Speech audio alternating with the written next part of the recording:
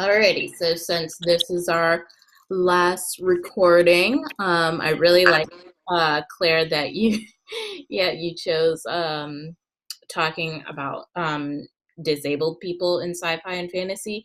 And Hmm. that's really interesting because I'm trying to think off the top of my head, aside from that like top 10 of They're people. the famous ones. They're the famous ones. I'm trying to think because there aren't many. And Did anyone else think of anything? Anyone else? Because I was trying to pick my brain about, and I couldn't think of anyone else. So yeah, the first one at the top of my head. No, the only ones I can't think of anyone else either. Donna, did you think of something? No, the only ones I can think of was everybody in the comic universe, and those kind of nailed the most popular ones. So Yeah. Yeah, I always think of Tyrion Lannister when I think of disabled people in sci-fi and fantasy. Yeah, because he is fantastic. But let's get started. Okay, so one of your questions, in your opinion, are disabled characters better represented in sci-fi and fantasy than other subordinate groups we've discussed?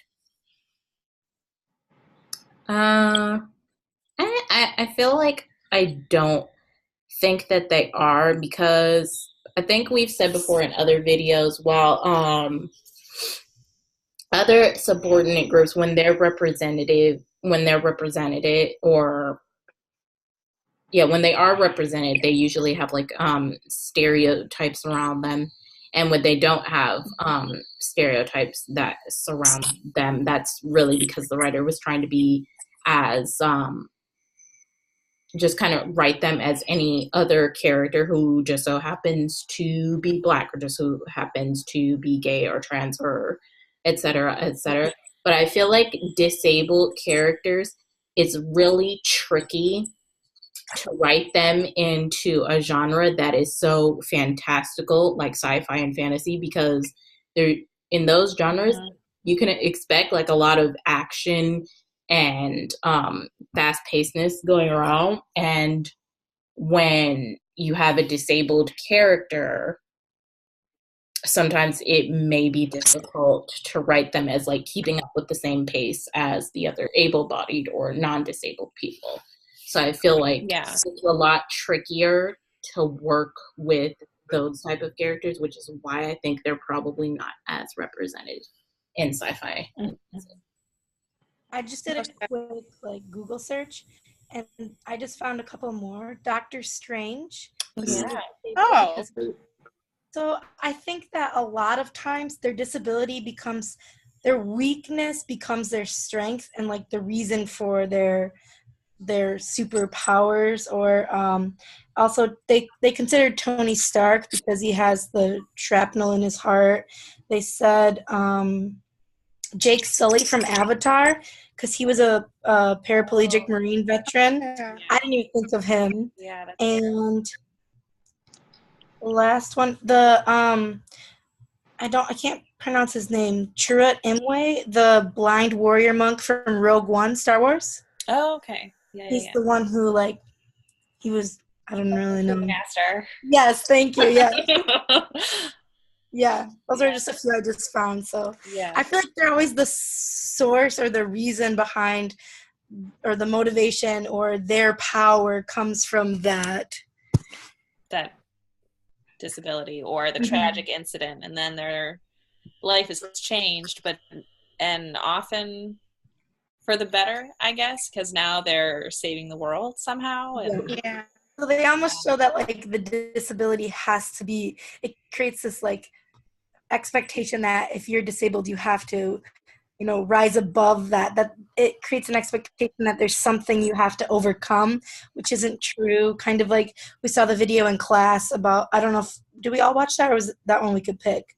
The woman who was disabled, and she was like, people always tell me these motivational things, like it's something I have to overcome, instead of it's just part of my life, like it's nothing that I need to do better or overcome. Yeah, and I think that's another thing that's like a a lot of the times a part of these disabled characters in sci-fi and fantasy, it's always treated as something that they need to overcome so they can like fit into society, rather than instead writing them as just working with their disability. Yep. Yeah, and I think, Claire, one of the questions I thought was really interesting is when you asked, do you think if somebody who had the actual disability could play the character? Yeah, I And I asked want that one just a few minutes ago. That's an awesome question. I think that they actually can, depending on which disability it is. Mm-hmm. Like, I think, if someone was paraplegic compared to, kind of autistic, that will make it difficult maybe for some actors to play the role, depending on which actual disability they have, if that makes any sense. Yeah. There was even a in lot that. Oh, sorry. Go ahead. I was gonna say in the article, even one I think Venom, the actress who plays Venom in the Guild, is actually a paraplegic. She can't use her legs at all. So Okay. I didn't know that. there's kind of one example of that actually working out. But then I was going to say that Hollywood has gotten a lot of backlash because this is not sci-fi related, but there's this Boston bombing movie called Stronger about one of the victims of the Boston bombing, and Jake Gyllenhaal plays a paraplegic, and there was a lot of frustration because, especially with like the Boston bombing, the reason they could have had one of the actual victims play the character, but they chose an able-bodied man to play the role, and a lot of people were really upset. So it seems like when they have the opportunity, they choose to not because they want the big face, the big name, or somebody who may be easier to work with. Right. In a way, I understand both sides of the argument because, like, if you picked somebody who, like, actually was disabled in the bombing, like, you have no idea if, if they're any good at acting and you really want to, like, sell this movie, make people, like, really feel for this character, or in this case, this person who's actually disabled in real life, and that can be difficult. Mm-hmm. But at the same time, I also get why it maybe offended people to like have an able-bodied person play a disabled character. So yeah, I got both sides of that argument.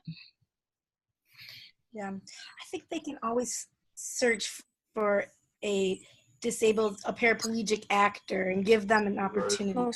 But you never hear of them, really. I mean, yeah, like I said, the only actor that's well known to me that I know who has a disability is Peter Dinklage. Like, Yeah. You never hear about the actors with disabilities. Yeah. They do exist, and that's the issue. They're not given the opportunities, and they're not given the roles. Yeah. They're a bit invisible. And I think it's similar to like when they whitewash characters. There are definitely POC actors and actresses who are completely capable of playing those roles, yet they choose to hire and whitewash. I feel like this is like a very similar thing. Yeah. It's a Hollywood thing. Oh, yeah. It is a Hollywood thing, yeah. But how are we doing on time? Are we good? We're at 9:40, so I mean, I feel like we're in between the 5 to 10 minute marker, so Okay. stop it here.